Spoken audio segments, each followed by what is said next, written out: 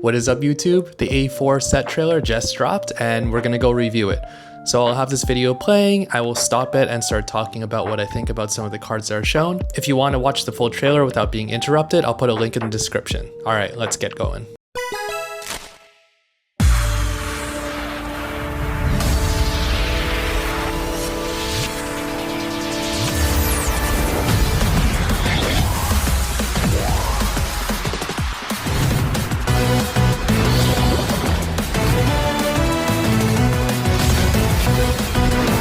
Alright, so the first cards shown are LUGIA and Ho-Oh EX. If you haven't seen the leaks yet, these are the cards and what they do.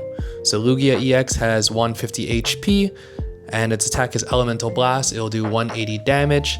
It does take fire, water, and electricity energy, and once you use that attack, you lose all 3 energy.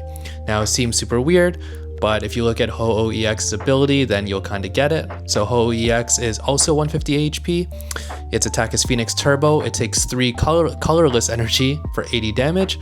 And what it does is that it takes that fire, water, and thunder energy, and it puts it onto any benched basic Pokemon. So obviously if you're going to play Lugia, you're going to need Ho-Oh to be able to put those energies on Lugia.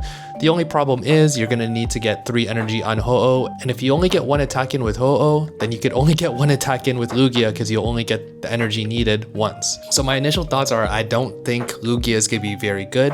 Ho-Oh, on the other hand, might see play because of its ability to generate energy. Now, the first cards that kind of come into my mind are the ones that are colorless energy, so that Ho-Oh could put the 3 energy onto them. So cards like Arceus, Snorlax, Rayquaza, they could probably work really well with Ho-Oh. The only issue is I still think it might be a little too slow. Getting 3 energy on it just to ramp up another Pokemon might be too slow in today's meta. So there's no telling how this will actually play until we actually get the set and actually play test.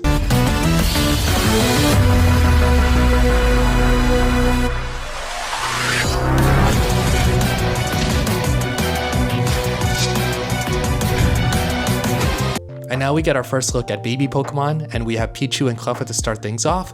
What's super interesting about these is that it takes 0 energy. They both have great abilities, with Pichu being able to generate energy and Cleffa being able to find a card from your deck and put it into your hand. But honestly, they're pretty squishy. With only 30 HP, that's pretty much a free price point, and I don't know if it's completely worth it. We'll definitely have to play test it actually to see if these cards are any good, but it's always interesting to see a new type of card into play. Here we get a quick glimpse of Shiny Gyarados. This is the first time that a Shiny Pokemon is going to be having a completely different moveset from its original one. So this Gyarados' attack is Wild Swing. You may discard any number of your benched water Pokemon, and for each bench Pokemon that you discard, it does 40 more damage on top of 20.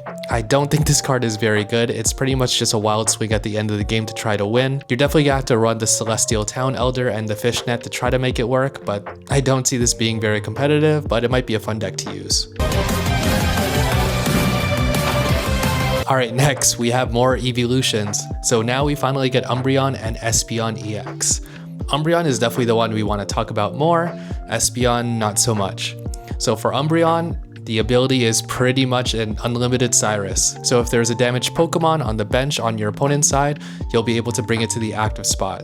So just like Cyrus. It is only 140 HP though, so things like Buzzwole will definitely be able to one-hit KO it. And honestly, I'm happy it does have a weakness like that because it seems extremely powerful right now. So we'll see how it actually works when we add things like Greninja and Spiritomb to get some bench damage. But everyone that saw the leaks are definitely keeping an eye out on this card because it seems like it might be the best card in the set. Now for Espeon, the initial leak said that it would only be healing 20. On the official card, it is 30. But even with just healing 30 damage, I do not think this card is good.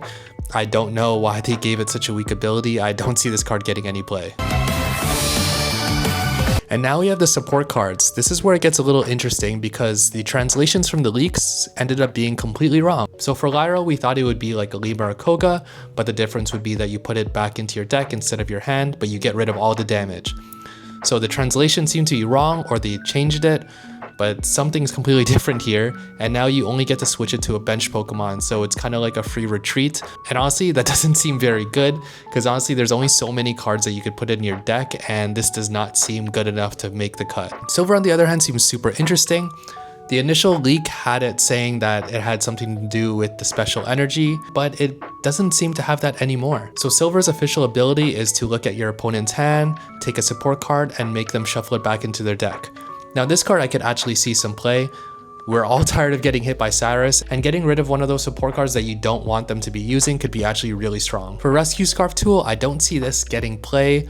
Again, same thing with Lyra, like there's not too much space in the deck to be putting subpar cards, you know what I mean? There's so much strong cards in the game that something that does something minimal, I don't see getting play in the competitive setting.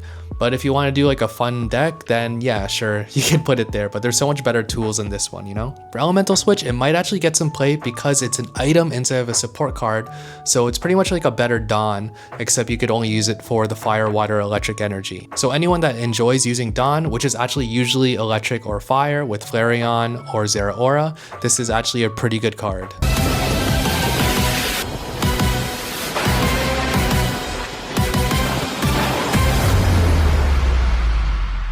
This wasn't in the trailer, but we get to see our first look at the new trade upgrades.